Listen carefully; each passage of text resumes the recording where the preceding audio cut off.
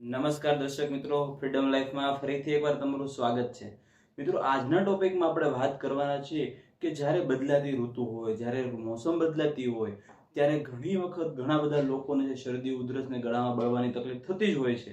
એની અંદર જ્યારે ઘણા બધા લોકો એવા હોય છે કે જેને ઉધરસ છે ગળામાંથી સતત આવતી હોય, એ ઉધરસ બંધ ન થતી હોય, ઘણા બધા ઉપચારો કરવા છતાં પણ ઉધરસ બંધ ના થતી હોય, તો આવી જે ઉધરસ છે એની માટેનો આજે હું તમને એક એવો બેસ્ટ ટોપિક બતાવવાનો છું જે આપ કરશો 100% આપને ફાયદો થશે.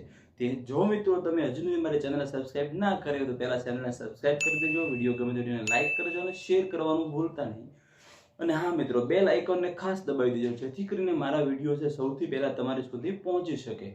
આજે જે ઉધરસની વાત આપણે કરવાના છીએ કે ઉધરસ છે ગળામાંથી આવતી હોય, ઘણા બધા લોકોને ગળામાં ખરેડી પડતી હોય અને ઉધરસ આવ્યા કરતી હોય છે. જ્યારે મોસમ બદલાય, ખાવા પીવાની ખાણીમાં આપણે ફેરફાર થાય, ત્યારે ઠંડુ ગળ્યું ખાવામાં વધી જાય, ગળામાં ઇન્ફેક્શન લાગી જતું હોય છે, એવા ઘણા જ બધા કારણો છે જેના હિસાબે છે ઉધરસ વધી જતી હોય. જ્યારે ઉનાળાની સિઝન અત્યારે ચાલતી હોય, ઉનાળો આખો દિવસ તાપ પડતો હોય, સવારમાં ઠંડી લાગતી હોય અને ક્યારેક વાદળછાયું વાતાવરણ હોય, તો આવી બધી મોસમના હિસાબે પણ ઘણા લોકોને ઉધરસ થઈ જતી હોય. ઘણા લોકો એવા હોય છે જેમને એલર્જી હોય, ધૂળની એલર્જી હોય, ધુમાડાની એલર્જી હોય, તો એવા લોકોને પણ એલર્જીના હિસાબે ઉધરસ છે, શરદી છે, તાવ છે આવી જતું હોય છે. ત્યારે મિત્રો આજે આપણે ઉધરસની જ વાત કરવાના છે કે ઉધરસ આવતી હોય, ખૂબ ઉધરસ આવતી હોય, બંધ ન થતી હોય, ત્યારે ઘણા બધા ઉપાયો કર્યા હોય તેમ છતાં પણ બંધ થવાનું નામ ના લેતી હોય, તો તેની માટેનો આજે એક બેસ્ટ પ્રયોગ કરવાનો છું જેની અંદર તમારે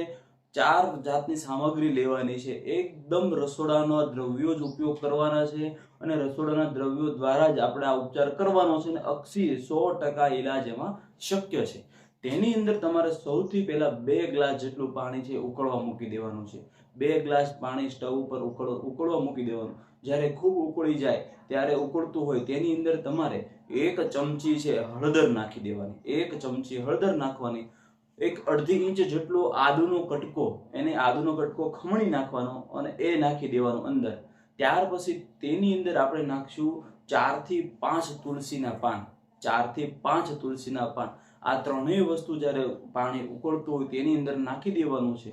જ્યારે પાણી ઉકળીને અડધું થઈ જાય ત્યારે ઉતારી લેવાનું છે. સ્ટવ બંધ કરીને ઉતારી લેવાનું અને જે પાણી થોડુંક ઠંડુ થાય પછી તેની અંદર 1 ચમચી મધ નાખી દેવાનું છે. આ 1 ચમચી મધ છે એ એની અંદર નાખી દેવાનું છે અને આ જે ઉકાળો તૈયાર થઈ ગયો તેને તમારે સવારે અને સાંજે 2 ટાઈમ પીવાનો છે.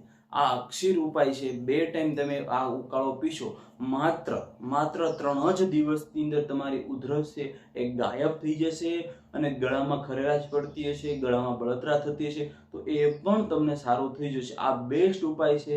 તમે એકવાર મિત્રો કરી જોજો, પછી મને કોમેન્ટ કરજો કે તમને એમાંથી કેવો ફાયદો થયો છે. તો આવા જ ઇન્ટરેસ્ટિંગ ટોપિક જોવા માટે ચેનલને સબસ્ક્રાઇબ કરજો, વિડીયો ગમે તો વિડીયોને લાઈક કરજો અને શેર કરવાનું ભૂલતા નહીં.